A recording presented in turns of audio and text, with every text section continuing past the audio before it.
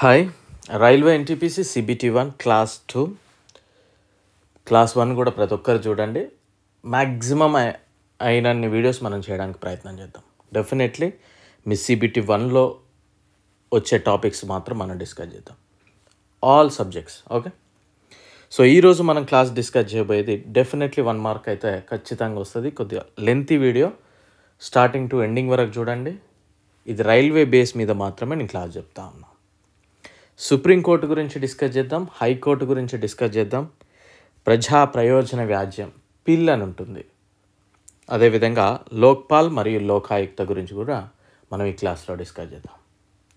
Morning సెషన్లో మనకి ఎన్టీపీసీకి సంబంధించిన వీడియో, ఈవినింగ్ సెషన్లో గ్రూప్ డికి సంబంధించిన వీడియో ఉంటుంది. అండ్ మనం ఎప్పటికప్పుడు యాప్లో కూడా చూద్దాం. ఆల్రెడీ ప్రిపరేషన్ స్టార్ట్ చేశాను, సో డోంట్ వరీ.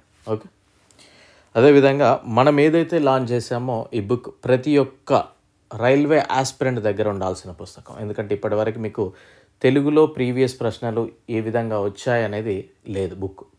సో దాన్ని దృష్టిలో పెట్టుకొని మనం ప్రిపేర్ చేసాం. ఈ బుక్లో ఏముంది, కంటెంట్ ఏంటి, ఏ విధంగా తీసుకోవాలనేది మీకు లింక్ డిస్క్రిప్షన్లో ఇచ్చాను. బుక్ అని ఒకటి ఉంటుంది, చూడండి. డెఫినెట్లీ మీరు బుక్ చూశాక మీరే కమెంట్ చేస్తారు షూర్గా, అందులో no doubt at all. Okay, and మన యొక్క యాప్లో రైల్వేకి ఉపయోగపడే విధంగా కోర్సెస్ మనం డిజైన్ చేసాం. కేవలం రైల్వే ఎగ్జామ్స్ మీద మాత్రమే. అన్ని ఎగ్జామ్స్కి ఒకటే ఇలా చదవండి అని నేను ఎప్పుడు చెప్పను.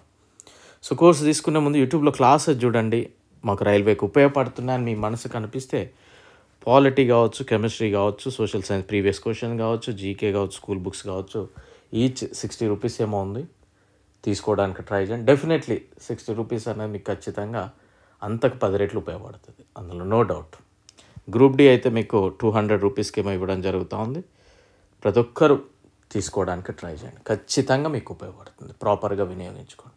ఓకేనా, right. Coming to the topic, ప్రజా ప్రయోజన వ్యాజ్యం. పిల్ అంటారు, public interest litigation. So examiner అడిగే విధంగానే మీకు చెప్తాను నేను. సో పిల్ అంటే ఏంటి అనే విధంగా PIL అని ఇస్తాడు, కింద ఆప్షన్స్ ఏదని ఇస్తాడు. పబ్లిక్ ఇంట్రెస్ట్ లిటిగేషన్, ప్రజా ప్రయోజన వ్యాజ్యం. దేశంలో ప్రజా ప్రయోజన వ్యాజ్యం సుప్రీంకోర్టు న్యాయ క్రియాశీలత నుంచి ఉద్భవించింది. అంటే సుప్రీంకోర్టు నుండి ఇదైతే ఆవిర్భవించిందని మనం చెప్పవచ్చు. సో ఎగ్జామినర్ అడిగేది ఇది ఎప్పుడు ఏర్పాటైంది అని అడుగుతారు. 1980లో ఈ పిల్ అనేది ఏర్పాటైంది. ఓకేనా, సో పిల్ అంటే పబ్లిక్ ఇంట్రెస్ట్ లిటిగేషన్.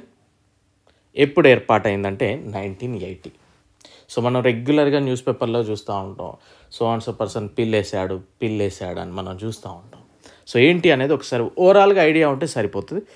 దీని యొక్క అర్థం ఏంటి అంటే పబ్లిక్ ఇంట్రెస్ట్ లిటిగేషన్ అని మనం చూసాంగా, పేదరికం లేదా జ్ఞాన శూన్యత వల్ల లేదా సామాజికంగా లేదా ఆర్థికంగా వెనకబడడం వల్ల తమ హక్కులకు భంగం కలిగిన కోర్టు తలుపు తట్టలేని వ్యక్తుల లేదా వర్గాల తరపున సామాజిక స్పృహ కలిగిన ఏ పౌరుడైనా లేదా సామాజిక సంస్థ అయినా ప్రజా ప్రయోజన వ్యాజ్యాన్ని దాఖలు చేయవచ్చు. ఏం లేదండి, సో మనకి ఏదైనా అన్యాయం జరిగింది, బట్ మనం దాన్ని కోర్టులో ఫేస్ చేయాలంటే ఖర్చుతో కూడుకున్న పని, కొన్ని సంవత్సరాల తరపున పని, మనం పోరాడలేము. అవతల వాడు కొద్దిగా ఫినాన్షియల్లీ స్టేబుల్గా ఉన్నాడు అనుకో, మనకు అన్యాయం జరిగింది, డెఫినెట్లీ అన్యాయం జరిగింది. సో అలాంటప్పుడు మనం ఏం చేస్తామంటే ఉన్నోడు మనం వాంతో పోటీ పడలేము కోర్టులలో అని వదిలేస్తాం, పట్టించుకో. అలాంటప్పుడు మన తరపున వేరే పర్సన్ కావచ్చు, అంటే వానికి అన్యాయం అయింది అయినా వాడు కామ్గా ఉన్నాడు, నేను అది సహించలేకపోతా ఉన్నా అని మన తరపున ఎవరైనా కానీ ఏదైనా ఆర్గనైజేషన్ కానీ పిల్ అనేది దాఖలు చేయవచ్చు మన తరపున. అది ఓకేనా. సో ఇక్కడ మనల్ని ఎగ్జామినర్ అడిగేది ఎవరు, ఎలా అంటే పిల్ ఎవరు దాఖలు చేస్తారు అంటే ఎవరైనా దాఖలు చేయవచ్చు. ఓకేనా, సో క్లియర్. ఇది అంటే ఇక్కడ మనకి ఏమర్థమైంది, ఇతర వ్యక్తుల హక్కుల రక్షణకై, సమస్యల నివారణకై వారి తరపున ఏ వ్యక్తి అయినా కోర్టుని ఆశ్రయించవచ్చు.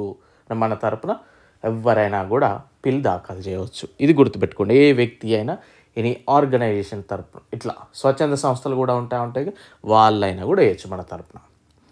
ఇది పేద ప్రజలకు న్యాయాన్ని అందుబాటులోకి తెచ్చేందుకు ఉద్దేశించినది.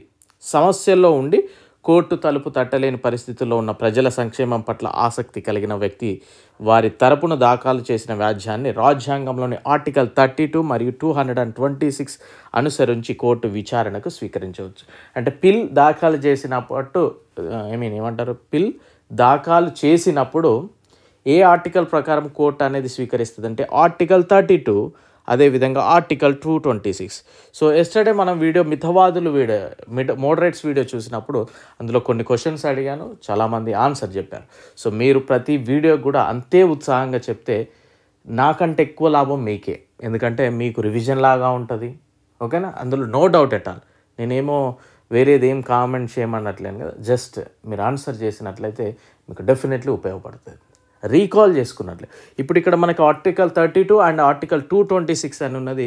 అది దేనికి సంబంధించిన విషయం అనేది తెలియజేయండి. ఒకటి సుప్రీంకోర్టుకి సంబంధించిన విషయం, ఒకటి హైకోర్టుకి సంబంధించిన విషయం. ఈ 2 ఆర్టికల్స్ కూడా మీరు ఆన్సర్ చేయాలి. ఈ 2 ఆర్టికల్స్ కూడా ఎగ్జామినర్ అడుగుతాడు. అయితే కొన్ని విషయాలకు సంబంధించిన లేఖలు మరియు ఫిర్యాదుల రూపంలో అందిన ప్రజా ప్రయోజన వ్యాజ్యాలను పరిగణలోకి, అంటే మనకు రిటర్న్ ఫామ్లో కానీ లెటర్ ఫార్మేషన్లో కూడా పంపినా కానీ వాళ్ళు యాక్సెప్ట్ చేస్తారు. సో ఎలాంటి అంశాలకు సంబంధించి వెట్టి చాకిరికి సంబంధించిన అంశాలు, నిరక్షరాస్యతకు గురైన బాలలకు సంబంధించి, శ్రమ దోపిడీ, వేధింపులు, కేసు నమోదులు చేయడానికి తిరస్కరించడం మరియు కస్టడీలో, అంటే మనకి లాకప్ డెత్లు అవుతూ ఉంటే దానికి సంబంధించి కొన్నిసార్లు మనం కేసు ఫైల్ చేద్దామని వెళ్ళినా కానీ వాళ్ళు లేట్ చేస్తూ ఉంటారు, మళ్ళీ తర్వాత చూద్దాం, ఎందుకంటే అపోజిషన్ కూడా గట్టిగా ఉంటాయి, కేసు తీసుకోవడానికి కూడా అంతగా ఇంట్రెస్ట్ చేయరు. అట్లాంటి వాటిపైన, మహిళలపై జరిగే దారుణాలకు వ్యతిరేకంగా ఫిర్యాదులైన, అండ్ షెడ్యూల్ కులాలు మరియు తెగలు, సో ఇది పెద్దగా ఏం అడగరు. బట్ మనల్ని అడిగేది పిల్ అంటే ఏంటి, ఏ ఇయర్లో వచ్చింది, ఎవరు దాఖలు చేయవచ్చు, ఓకేనా, ఏ ఆర్టికల్ ప్రకారం అవి కోర్టులు స్వీకరిస్తే ఇలాంటి క్వశ్చన్స్ మనం గ్యాదర్ చేసుకోవాలి. ఓకేనా, ఇది పిల్, అంతకు మించి ఏం లేదు. నెక్స్ట్ కనుక చూస్తే లోక్పాల్ మరియు లోకాయుక్త, దీని గురించి కూడా మనం డిస్కస్ చేద్దాం. కొద్దిగా లెంతీ ఉంటుంది, వీడియో లైక్ చేయండి, షేర్ చేయడం మాత్రం దయచేసి మర్చిపోకండి. రైట్, లోక్పాల్ మరియు లోకాయుక్త. సో ఇక్కడ చూసినట్లయితే ప్రభుత్వంలోని వ్యక్తులు మరియు ప్రభుత్వ ఉద్యోగులపై వచ్చిన ఫిర్యాదులను పరిష్కరించడం కోసం లోక్పాల్ మరియు లోకాయుక్తలను ఏర్పాటు చేయడం జరిగింది. ఇవి ఏంటివి అన్నప్పుడు, లోక్పాల్ మరియు లోకాయుక్త అంటే ఏంటి అంటే గవర్నమెంట్లో ఉన్న వ్యక్తులు కావచ్చు, అదేవిధంగా గవర్నమెంట్ ఎంప్లాయీస్పై ఏమైనా అలిగేషన్స్ వచ్చినప్పుడు వారిపై ఫిర్యాదు చేయడం, వారి మీద ఫిర్యాదు చేస్తే పరిష్కరించడం కోసం. ఇవి కూడా చిన్నప్పటి కోర్టుల లాగానే మనం భావించవచ్చు. వాటిని లోక్పాల్ మరియు లోకాయుక్త అంటారు. ఒకటి సెంట్రల్ వైజ్, ఒకటి స్టేట్ వైజ్. ఓకే, సో ఇక్కడ చూద్దాం. వివిధ దేశాలలో పౌర ఫిర్యాదులను తగ్గించడానికి అనేక రకాల పద్ధతులను ఆశ్రయించారు. అంటే వివిధ కంట్రీస్లలో ఒక్కొక్క వ్యవస్థ ఉంటుంది. అంబుడ్స్మన్ వ్యవస్థ అని ఒకటి ఉంది, ప్రొక్యురేటర్ సిస్టమ్ అని ఒకటి ఉంది, పాలనా న్యాయస్థానాల వ్యవస్థ. ఈ విధంగా మనకున్నాయి, పెద్దగా ఏముండదు. జస్ట్ ఇక్కడ మనం గుర్తుపెట్టుకోవాల్సింది ఈ పాయింట్ ఎగ్జామినర్ అడిగేవు, వాట్ ఈజ్ లోక్పాల్ మరియు వాట్ ఈజ్ లోకాయుక్త. సో ఇక్కడ అంబుడ్స్మన్ వ్యవస్థను అనేది గుర్తుపెట్టుకోండి, ఇది చాలాసార్లు అడిగిన విషయమే. అంబుడ్స్మన్ వ్యవస్థను మొదటిసారిగా 1809లో స్వీడన్లో నెలకొల్పారు. ఇయర్ ఏం అడిగాడు, ఏ దేశంలో నెలకొల్పారు అంటారు, స్వీడన్లో. ఇది ప్రభుత్వాధికారులందరినీ కనిపెడుతూ ఉంటుంది. జడ్జిలతో పాటు తప్పు చేసిన ఏ అధికారినైనా కూడా విచారించవచ్చు. సో ఇవన్నీ కూడా ఏంటివి, గవర్నమెంట్ సర్వెంట్స్, ఎంప్లాయీస్ కావచ్చు, లేదా ప్రభుత్వం అంటే మనకి నాయకులైనా ఎవరైనా వారిపై. ఓకేనా, జడ్జీలతో పాటు ఎవ్వరు తప్పు చేసినా కానీ వారిపై విచారించడానికి ఈ అంబుడ్స్మన్ వ్యవస్థ అనేది మొదటిసారిగా స్వీడన్లో వచ్చింది. ఎగ్జామినర్ అడిగే క్వశ్చన్, ఎక్కడ ప్రవేశపెట్టారు అంబుడ్స్మన్ వ్యవస్థని? స్వీడన్. సో భారతదేశంలో అవినీతిని అదుపు చేయడానికి పౌరుల ఫిర్యాదులను పరిష్కరించడానికి చట్టపరంగా మరియు సంస్థపరంగాను మన దగ్గర కూడా కొన్ని ఉన్నాయి. ప్రభుత్వ ఉద్యోగుల చట్టం అని 1850, భారత శిక్ష స్మృతి 1860, and next special police establishment 1941, అవినీతి నిరోధక చట్టం 1888, సిబిఐ 1963, కేంద్ర విజిలెన్స్ కమిషన్ 1964, లోక్పాల్ మరియు లోకాయుక్తలో భారత న్యాయ సంహిత 2023, సుప్రీంకోర్టు, హైకోర్టు. ఈ విధంగా మన దగ్గర కూడా రక్షణ కల్పించడానికి అనేక వ్యవస్థలు అయితే ఉన్నాయి. సో ఇవి గుర్తుపెట్టుకోవడానికి ట్రై చేయండి. అయితే ఇక్కడ మనం అబ్జర్వ్ చేయాల్సింది, పౌరుల ఫిర్యాదుల పరిష్కారానికి లోక్పాల్ మరియు లోకాయుక్త అనే 2 ప్రత్యేక సంస్థలు ఏర్పాటు చేయాలని ఫస్ట్ టైం భారత పాలనా సంస్కరణ కమిషన్ 1966 నుండి 70 వరకు జరిగినది సిఫారసు చేసింది. ఆ కమిషన్ ఆ టైంలో ఉంది. ఈ సంస్థలని స్కాండినేవియా దేశాల్లో ఉన్న అంబుడ్స్మన్ వ్యవస్థ, అంటే మనకి ఇంతసేపు మనం నేర్చుకున్నాం, న్యూజిలాండ్లో ఉన్న పార్లమెంటరీ కమిషన్ ఫర్ ఇన్వెస్టిగేషన్ తరహాలో, అంటే అక్కడ వాటిని మనం కొద్దిగా చూసి అలాంటి వ్యవస్థ మన ఇండియాలో కూడా ఉండాలని ఆ పాలనా సంస్కరణ కమిషన్ అయితే సజెస్ట్ చేయడం జరిగింది.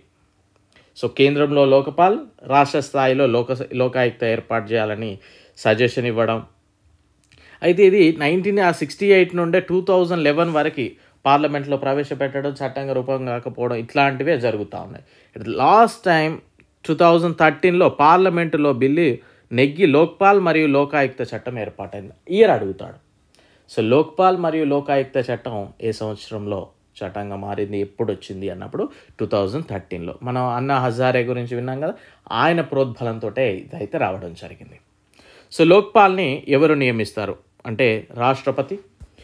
లోక్పాల్ను నియమించేది రాష్ట్రపతి నియమిస్తాడు. బట్ ఆయన కొందరు సజెషన్ తీసుకుంటాడు. భారత ప్రధాన న్యాయమూర్తి కావచ్చు, లోక్సభ స్పీకర్ మరియు రాజ్యసభ చైర్మన్లను సంప్రదించిన అనంతరం నియమిస్తారు.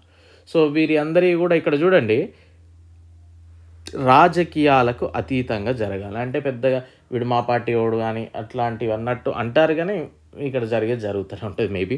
ఓకేనా. సో నియమించేది రాష్ట్రపతి అనేది గుర్తుపెట్టుకోండి. సో ఈ చట్టంలోని ముఖ్య అంశాలు కనుక చూస్తే మనం ఒకసారి 2013 అని గుర్తుపెట్టుకోవాలి మెయిన్గా. అంటే బీజేపీ గవర్నమెంట్ వస్తుంది అనే టైంలో అవినీతి నిరోధానికి దేశమంతటా ఒకే విధంగా కొనసాగడానికి వీలుగా కేంద్రంలో లోక్పాల్, రాష్ట్ర స్థాయిలో లోకాయుక్త వ్యవస్థను ఏర్పాటు చేశారు. లోక్పాల్ విచారణ పరిధిలోకి, అంటే లోక్పాల్ అంటే సెంట్రల్ కదా, సో ఆ పరిధిలోకి ఎవరు వస్తారు, సెంట్రల్ గవర్నమెంట్, సెంట్రల్ ఎంప్లాయీస్, ప్రధానమంత్రి, మంత్రులు, పార్లమెంటు సభ్యులు, కేంద్ర ప్రభుత్వానికి చెందిన ఉన్నత అధికారులు అందరూ వస్తారు. అంటే సెంట్రల్ ఇష్యూ, సెంట్రలే కదా లోక్పాల్ అనేది అది. సో లోక్పాల్కి ఒక అధ్యక్షుడు ఉంటారు మరియు 8 మందికి మించకుండా సభ్యుడు కూడా ఉండాలి. లోక్పాల్ అధ్యక్షుడిని ఇంతసేపు మనం డిస్కస్ చేసాం, రాష్ట్రపతి నియమిస్తాడని. మరి వీటి ఫెయిల్యూర్ అని మనం చెప్పొచ్చు. ఎందుకు అనేది మనం చూద్దాం. లోక్పాల్ ఏ ప్రభుత్వ ఉద్యోగి పైన తనంతట తాను విచారణ చేపట్టలేదు. అంటే వాంటెడ్లీ విచారణ అయితే చేపట్టడే లేదు. సుమోటోగా విచారణ మనం సుమోటోగా సుప్రీంకోర్టు విచారణకు చేపట్టింది, లేకపోతే హ్యూమన్ రైట్ కమిషన్ విచారణ చేపట్టింది అంటూ ఉంటాం. బట్ ఇక్కడ లోక్పాల్ మాత్రం సుమోటోగా విచారణ చేపట్టారు. అంటే కంప్లైంట్ ఖచ్చితంగా రైజ్ చేస్తేనే వాళ్ళు స్వీకరిస్తారు అనేది మనకు అర్థమైంది. అది ఒక ఫాల్ట్ అని చెప్పొచ్చు.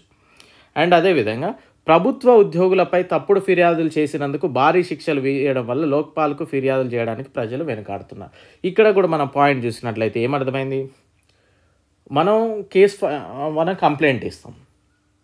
ఆ కంప్లైంట్ నిజమని చేయాలంటే ఏం కావాలి, మనకు ప్రూఫ్లు కావాలి. అంటే నిజమని నిరూపించాలి. అది నిజమైనప్పటికీ మన దగ్గర ప్రూఫ్స్ ఉంటేనే అది నిజం. మన దగ్గర ప్రూఫ్స్ లేదనుకో, మనం ఫాల్స్ అలిగేషన్ వేసినట్టు. అప్పుడు అలాంటప్పుడు ఏం చేస్తారంటే వీళ్ళు మన మీద ఫుల్గా ఫైన్స్ వేస్తారు. సో అలాంటప్పుడు కూడా కొద్దిమంది భయపడి మనం కంప్లైంట్ ఇవ్వాలనుకున్నా కానీ ప్రూఫ్స్ లేవు, ఆ ప్రూఫ్స్ సరిగా వాళ్ళు కన్సిడర్ చేయకపోతే ఫైన్స్ వేస్తారనే ఒక భయంతో కూడా ఎక్కువగా కంప్లైంట్స్ అయితే రావట్లేవు అంట. ఇది కూడా మనం చూడొచ్చు. అండ్ ఫిర్యాదు చేసిన వ్యక్తికి వ్యతిరేకంగా ప్రభుత్వ ఉద్యోగికి న్యాయ సహాయం అందించడం. సో ఇక్కడ చూడండి, లోక్పాల్ ఏం చేస్తుందంటే మనం అయితే కంప్లైంట్ ఇస్తాం పర్టికులర్ గవర్నమెంట్ ఎంప్లాయీ కావచ్చు, గవర్నమెంట్ సర్వెంట్ మీద. సో ఆ గవర్నమెంట్ సర్వెంట్కి సపోర్ట్గా వీళ్ళైతే అంటే న్యాయవాదిని అరేంజ్ చేయడం అట్లాంటి అంత సపోర్ట్ గవర్నమెంట్ అతనికే చేస్తుంది. సో పెద్దగా నో యూజ్ కదా అలాంటప్పుడు. సో ఇది ఫాల్ట్గా చెప్తా ఉంటారు. ఇక లోకాయుక్త గురించి చూస్తే 2013లోనే అమల్లోకి వచ్చిందని మనం చెప్పాలి. బట్ అంతకు ముందు కూడా కొన్ని రాష్ట్రాలు లోకాయుక్త వ్యవస్థలను వాటి అనుగుణంగా ఏర్పాటు చేసుకోవడం జరిగింది. మొదటిసారిగా లోకాయుక్త వ్యవస్థను భారతదేశంలో మహారాష్ట్ర ప్రభుత్వం 1971లో ఏర్పాటు చేసింది. ఇది కూడా గుర్తుపెట్టుకోండి దయచేసి, ఎగ్జామినర్ అడిగే క్వశ్చన్ ఇది కూడా. రాష్ట్రంలోని లోకాయుక్త మరియు ఉపలోకాలను రాష్ట్ర గవర్నర్, అక్కడ రాష్ట్రపతి నియమిస్తాడు, ఇక్కడ రాష్ట్ర గవర్నర్ నియమిస్తాడు. సో సేమ్ అక్కడ ఏ విధంగానైతే సజెషన్ తీసుకుంటాడో ఇక్కడ కూడా అదే సజెషన్ తీసుకొని నియమిస్తారు. బట్ ఇక్కడ లోకాయుక్తకు సంబంధించి మాత్రం ఒక్కో రాష్ట్రంలో వాళ్ళ యొక్క విధి విధానాలు డిఫరెంట్గా ఉన్నాయి. పెద్దగా ఏం లేదు. ఏ స్టేట్లో ఫస్ట్ ఫామ్ చేశారంటారు, మహారాష్ట్ర 1971. ఎవరు నియమిస్తారు వాళ్ళని అంటే గవర్నర్, దట్స్ ఇట్. సో ఇక్కడ కొన్ని క్వశ్చన్ చూద్దాం మనం. లోక్పాల్ మరియు లోకాయుక్త వ్యవస్థను మొదటిసారిగా ఎక్కడ నెలకొల్పారు? 1809 స్వీడన్. ఇది లోక్పాల్ లోకాయుక్త అని ఎందుకు అంటున్నాం అంటే అక్కడ అంబుడ్స్మన్ అనే వ్యవస్థ, దాన్నే మనం ఇక్కడ లోక్పాల్ లోకాయుక్త అని పేరు పెట్టుకున్నాం అంతే. ఓకే, అంబుడ్స్మన్ వ్యవస్థను మొదటిసారిగా ఏర్పాటు చేసిన కామన్వెల్త్ దేశం ఇది. కామన్వెల్త్ దేశం న్యూజిలాండ్ 1962లో. పార్లమెంట్ కమిషన్ ఫర్ ఇన్వెస్టిగేషన్ పేరున. సో వీళ్ళు చూసారా, వీళ్ళు ఏ విధంగా పేరు పెట్టుకున్నారు, పార్లమెంట్ కమిషన్ ఫర్ ఇన్వెస్టిగేషన్ అనే నేమ్ మీద వాళ్ళైతే రూపుదిద్దుకోవడం జరిగింది. అండ్ భారతదేశంలో అంబుడ్స్మన్ వ్యవస్థను ఏ విధంగా వ్యవహరిస్తారు, లోక్పాల్ మరియు లోకాయుక్త. పౌరుల ఫిర్యాదు పరిష్కారానికి లోక్పాల్ లోకాయుక్త ఏర్పాటు చేయాలని మొదటిసారిగా సిఫారసు చేసింది భారత పాలనా సంస్కరణల కమిషన్. అండ్ నెక్స్ట్, పాలనా యంత్రాంగంలో ఉన్నత స్థానాల్లోని ప్రముఖులపై వస్తున్న అవినీతి ఆరోపణలను విచారించడానికి ఒక వ్యవస్థను రూపొందించడానికి చిరకాల డిమాండ్ లోక్పాల్ బిల్లు ముసాయి తయారు చేయడానికి డ్రాఫ్టింగ్ కమిటీని ఎప్పుడు ఏర్పాటు చేశారంటే 2011 ఏప్రిల్ 18 అన్నా హజారే మరియు ఇతర వ్యక్తులు ప్రముఖులు. అండ్ నెక్స్ట్ ఇక్కడ చూస్తే లోక్పాల్ మరియు లోకాయుక్త బిల్లులు పార్లమెంట్లో ఎప్పుడు పాస్ అయ్యాయి, రాజ్యసభలో December 17, 2013, లోక్సభలో December 18, 2013, ప్రెసిడెంట్ వచ్చేసి January 1, 2014 సైన్ చేశాడు, అమలు వచ్చింది మనకి 2014 January 16. బట్ ఈ చట్టం మనకి సభలలో ఆమోదం పొంది 13లోనే. లోక్పాల్ మరియు లోకాయుక్త అనగా మనం ఆల్రెడీ నేర్చుకున్నాం ఆ క్వశ్చన్. లోకాయుక్త వ్యవస్థను మొదటిసారిగా ఏర్పడిన మహారాష్ట్ర అండ్ నెక్స్ట్ ఒడిశా రాష్ట్రంలో లోకాయుక్తలను ఎవరు నియమిస్తారు, గవర్నర్. సో ఈ విధంగా అడుగుతారు. ఇంతకు మించి మన రైల్వేస్లో అవసరం లేదండి. ఇంకా నేను కొంచెం ఎక్కువనే చెప్పాను కానీ నో నీడ్ దట్. ఏం కావాలో ఫస్ట్ అది చదవండి, దెన్ ఎక్స్ట్రా చూద్దాం. ఫస్ట్ ఏం కావాలో అది మన మెయిన్. ఓకేనా. సో దీని తర్వాత సుప్రీంకోర్టు గురించి చూద్దాం. నేను జస్ట్ ఇక్కడ క్వశ్చన్ ఫార్మేషన్లోనే చెప్పాను, అలానే మీరు నేర్చుకోవడానికి ట్రై చేయండి. ఓకే. సో సుప్రీంకోర్టుకి సంబంధించి ఇంపార్టెంట్ ఆర్టికల్స్ కనుక చూస్తే ప్రతి క్వశ్చన్ కూడా ఇంపార్టెంట్ అండి. ఇక్కడ ఆర్టికల్ నెంబర్ 124 to 147 ఆర్టికల్ వరకు సుప్రీంకోర్టుకి సంబంధించిన విషయాలు ఉన్నాయి. 5th పార్ట్లో మనకి ఇవి షెడ్యూల్ పొందపరచడం జరిగింది. అండ్ కలకత్తాలో సుప్రీంకోర్టుని ఎప్పుడు ఏర్పాటు చేశారని అడుగుతారు. 1774లో రెగ్యులేటింగ్ యాక్ట్ చట్టం, రెగ్యులేటింగ్ చట్టంలో భాగంగా 1773 చట్టం భాగంగా 1774లో కలకత్తాలో సుప్రీంకోర్టుని ఏర్పాటు చేశారు. అప్పుడు ఇది స్థలం వచ్చేసి ఫోర్ట్ విలియంలో ఇక్కడ ఒక చీఫ్ జస్టిస్ 1+3 అని ఎందుకు రాసంటే ఒక చీఫ్ జస్టిస్, 3 ఇతర న్యాయమూర్తులు ఉండేవారు. సో ఇక్కడ ఫస్ట్ చీఫ్ జస్టిస్ వచ్చేసి Elijah Impey. Very important question. కలకత్తాలో అంటే 1774లో చీఫ్ జస్టిస్ ఎవరు అన్నప్పుడు ఎలిజా ఇంపే, కన్ఫ్యూజ్ అవ్వద్దు. అండ్ భారత సుప్రీంకోర్టు, ఇండియన్ సుప్రీంకోర్టు ఎప్పుడు ఏర్పాటైంది అంటే మనకి January 28, 1950. 1935 భారత ప్రభుత్వం చట్టం ద్వారా ఏర్పడిన ఫెడరల్ కోర్ట్ ప్లేస్లోనే ఇది ఏర్పాటైంది. అండ్ ఇక్కడ చీఫ్ జస్టిస్ వచ్చేసి హెచ్జే కానియా, ఫుల్ నేమ్ వచ్చేసి హరిలాల్ జెకిసుందాస్ కానియా, హెచ్జే కానియా అంట. అండ్ మీకు ఇక్కడ క్వశ్చన్, ప్రస్తుతం చీఫ్ జస్టిస్ ఆఫ్ ఇండియా ఎవరు? ప్రతి ఒక్కరు ఆన్సర్ చేయండి. మిమ్మల్ని ఇప్పుడు ఇది 3rd క్వశ్చన్ అనుకుంటూ అడగడం ఈ వీడియోలో, ఆన్సర్ చేయండి. అండ్ సుప్రీంకోర్టులో మొట్టమొదట ఎంతమంది న్యాయమూర్తులు ఉండేవారు అంటే మొట్టమొదట ఇన్ ద సెన్స్ భారత సుప్రీంకోర్టు అంటే 1950లో 8 మెంబర్స్ ఉండేవారు, 7 ఇతర న్యాయమూర్తులు, 1 చీఫ్ జస్టిస్ ఉండేవారు.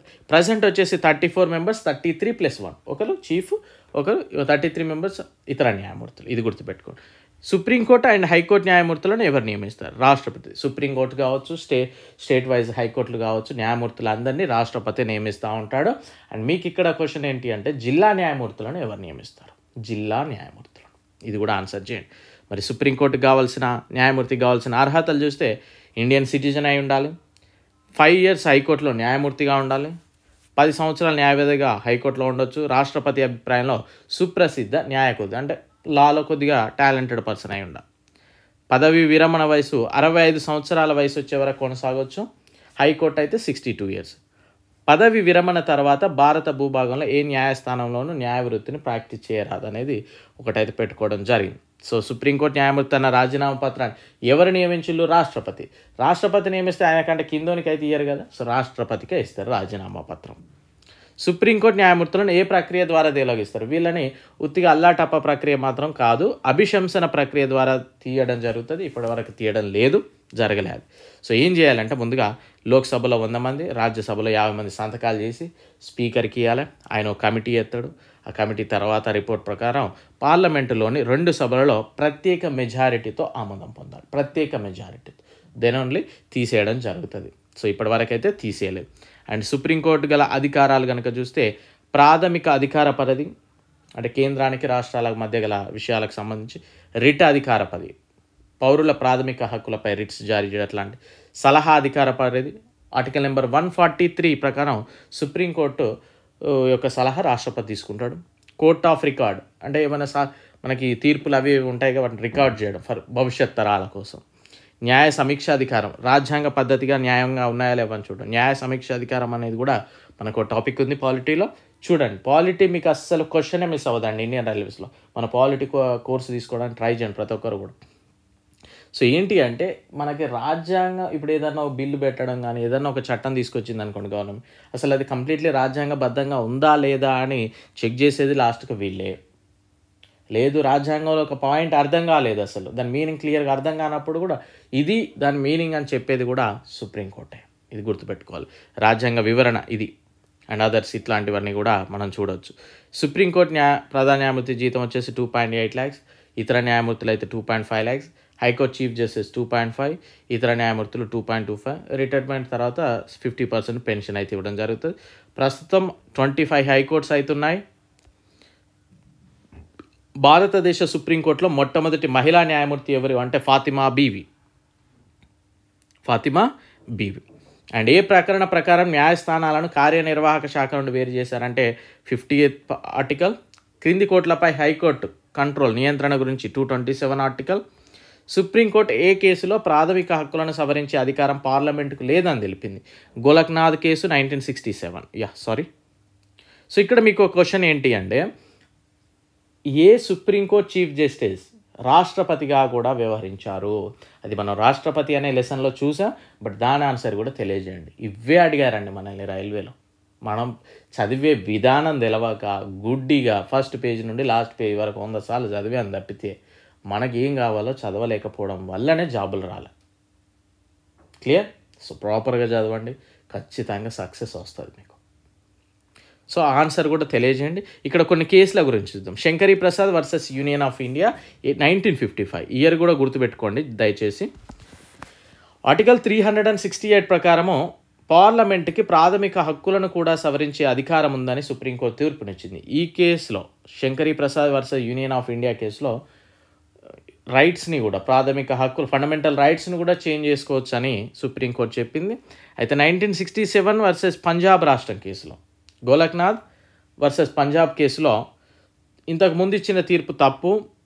ప్రాథమిక హక్కులను కుదించే అధికారం కానీ తీసివేసే అధికారం కానీ ఆర్టికల్ 368కి లేదని సుప్రీంకోర్టు, అంటే ఇక్కడ తీసేయడం చేంజ్ చేయడం లాంటిది ఏమీ లేదని మళ్ళీ తీర్పు ఇచ్చింది. And next Keshavananda Bharati versus Kerala రాష్ట్రం 1973. సో ఇక్కడ కేశవానంద భారతి వచ్చింది కనుక ఆయన ఈ రీసెంట్గా అంటే మనకి 2019 గ్రూప్ డి తర్వాత చనిపోయాడు, ఎన్టీపీసీ గ్రూప్ డి తర్వాత. సో ఏ ఇయర్లో చనిపోయాడు అనేది తెలియజేయడానికి ట్రై చేయాలి. ఈ కేసులో ఏమని చెప్పిందంటే సుప్రీంకోర్టు తాను ఇంతకుముందు ఇచ్చిన తీర్పును తప్పుపట్టింది. పార్లమెంట్కి ఏ హక్కునైనా సవరించే తీసివేసే అధికారం ఉందని కోర్టు ప్రకటించింది. అఫ్కోర్స్ రైటే కదా. అయితే 368 ప్రకటన ద్వారా రాజ్యాంగ మౌలిక స్వరూపంలో భాగమైన ఏ హక్కుని కుదించడానికి కానీ తీసివేయడానికి కానీ పార్లమెంటుకు అధికారం లేదని తెలియజేస్తూ ఉంది. అనగా రాజ్యాంగం యొక్క మౌలిక స్వరూపం మార్చకుండా ఉండాలి అని తీర్పునిచ్చింది. అంటే సో ఏదైనా కానీ ఇప్పుడు పార్లమెంట్ అంటే మనం చెప్పవచ్చు మనం ఎన్నుకున్నది, మన అవసరాలకు తగ్గట్టు మనం ఎన్నుకున్నది. సో ఎప్పుడో రాసిన రాజ్యాంగం ఇప్పుడు అదే అట్లనే ఉంచాలంటే కుదరదుగా, కొన్ని చేంజెస్ ఉంటాయి. బట్ చేంజ్ చేసుకోవచ్చు హక్కులు కూడా. బట్ ఆ యొక్క టెక్స్చర్ అనేది అంటే దాని యొక్క అసలు ఆ రాజ్యాంగం ఎందుకు రచించారు అనే ఆ కాన్సెప్ట్ మాత్రం చేంజ్ అవ్వద్దు. ఇప్పుడు మనం ఏమంటారు, ప్రతి ఒక్కరికి జీవించే హక్కు ఉంది, అవునా? సో జీవించొద్దు అనేది వాళ్ళు చేంజ్ చేయరాదు. సో ఇలాంటి ఆ టెక్స్చర్ యాక్చువల్ టెక్స్చర్ అనేది మారకుండా మీరు అనేది మార్పులు చేసుకోవచ్చు అనేది ఈ కేసులో తీర్పు ఇవ్వడం జరిగింది. సో ఇది అండ్ ఇంపార్టెంట్ ఆర్టికల్ చూద్దాం, అడుగుతూ ఉంటాడు. ఆర్టికల్ 124 సుప్రీంకోర్టు ఏర్పాటు మరియు నిర్మాణము. 125 న్యాయమూర్తుల సాలరీస్. 143 రాష్ట్రపతి సలహా తీసుకోవడం, సుప్రీంకోర్టు యొక్క సలహా. ఆర్టికల్ 32 సుప్రీంకోర్టు రిట్లను జారీ చేయడం. ఆర్టికల్ 214 రాష్ట్రాలకు హైకోర్టుల ఏర్పాటు. 222 న్యాయమూర్తులను ఒక హైకోర్టు నుండి మరో హైకోర్టుకి షిఫ్ట్ చేయడం అండ్ ట్రాన్స్ఫర్ చేయడం. ఆర్టికల్ 226 హైకోర్టు రిట్లను జారీ చేయడం. 231 2 లేదా అంతకన్నా ఎక్కువ రాష్ట్రాలకు కలిపి ఉమ్మడి హైకోర్టులను కూడా ఏర్పాటు చేయడం. నెక్స్ట్ చూద్దాం హైకోర్టుకి సంబంధించి. హైకోర్టు వ్యవస్థ భారతదేశంలో మొట్టమొదట ఎప్పుడు ఏర్పాటైందంటే 1862 కోల్కతా, బాంబే, మద్రాస్లో ఏర్పాటైంది. ప్రతి క్వశ్చన్ కూడా ఇంపార్టెంట్. ఇది లెంతీ వీడియో అని చెప్పాను, ప్రాపర్గా వినండి దయచేసి. ఓకే, హైకోర్టు గురించి తెలిపే ప్రకరణాలు కనుక చూస్తే పార్ట్ 6వ భాగంలో ఉంటుంది. 214 to 231 ఆర్టికల్ తెలియజేస్తాం. వీరి యొక్క అర్హతలు చూస్తే 10 years న్యాయమూర్తిగా పనిచేయాలి, జ్యుడిషియల్ పదవిలో 10 సంవత్సరాలు హైకోర్టులో న్యాయవాదిగా ఉండాలి. Retirement age 62 High Court, 65 Supreme Court. High Court న్యాయమూర్తులను ఎవరు నియమిస్తారంటే అఫ్కోర్స్ రాష్ట్రపతి. భారత ప్రధాన న్యాయమూర్తి మరియు సంబంధిత రాష్ట్ర గవర్నర్ని సంప్రదించి రాష్ట్రపతి రాష్ట్ర ప్రధాన న్యాయమూర్తి నియమిస్తారు. ఇది కోఆర్డినేషన్ అన్నట్టు అంతే. ఇక్కడ గవర్నర్ నచ్చకపోతే పెద్దగా పట్టించుకోరు కొన్నిసార్లు. హైకోర్టు న్యాయమూర్తి ఎవరి సమక్షంలో ప్రమాణ స్వీకారం చేస్తారు? గవర్నర్ లేదా అతను నియమించిన వ్యక్తి. హైకోర్టు న్యాయమూర్తి తన రాజీనామా పత్రం ఎవరికి ఇస్తారు? రాష్ట్రపతి నియమించండి కనుక రాష్ట్రపతికి వేయాలి. హైకోర్టు న్యాయమూర్తులను తొలగించే ప్రక్రియ అభిశంసన ప్రక్రియ సుప్రీంకోర్టు వల్లనే, ఎందుకంటే రాష్ట్రపతి నియమిస్తాడు వీళ్ళని. సో చాలా ప్రెస్టీజియస్ కనుక అభిశంసన ప్రక్రియ ద్వారానే తొలగించడం జరుగుతుంది. వీరి యొక్క అధికారాలు కనుక చూస్తే ప్రాథమిక అధికార పరిధి, రిప్ట్ అధికార పరిధి, అప్పీల్ అధికార పరిధి, పర్యవేక్షణ, కోర్ట్ ఆఫ్ రికార్డ్, న్యాయ సమీక్ష, దిగువ న్యాయస్థానాలపై నియంత్రణ. IPC Indian penal code 1860, criminal procedure code 1973, భారతీయ న్యాయ సంహిత 2023, హైకోర్టు రిట్స్ జారీ చేసే ప్రకరణ 226, సుప్రీంకోర్టు 32. భారతదేశంలో తొలి హైకోర్టు ప్రధాన న్యాయమూర్తి లీలా సేత్, ఢిల్లీ హైకోర్టు 1991లో వర్క్ చేయడం జరిగింది. వీరి యొక్క salary 2.5 lakhs. Chief justice of high court, ఇతర న్యాయమూర్తులు 2.25 lakhs, తర్వాత పెన్షన్గా 50%. ప్రజెంట్ ఎన్ని హైకోర్టులు ఉన్నాయని 25. హైకోర్టు నియంత్రణ గురించి 227. 214 రాష్ట్రాలకు హైకోర్టుల ఏర్పాటు. 226 రిట్లు జారీ చేయడం హైకోర్ట్స్. 322 న్యాయమూర్తులను ఒక హైకోర్టు నుండి ఇంకో హైకోర్టు ట్రాన్స్ఫర్స్. 231 ఉమ్మడి హైకోర్టులకి ఏర్పాటు చేయడం. సో ఈ విధంగా అడుగుతాడు. ఓకే, సో చాలా నీట్గా నేర్చుకున్నాం, ఏం అవసరమో అదే నేర్చుకున్నాం, అవునా? సో ప్రాపర్గా నేర్చుకోవడానికి ట్రై చేయండి. ఈవినింగ్ సెషన్లో గ్రూప్ డి ప్లాన్ కంటిన్యూ చేద్దాం మనం షూర్గా. కొంచెం సపోర్ట్ చేయండి. Clear? I wish you very good luck. Thank you. Bye.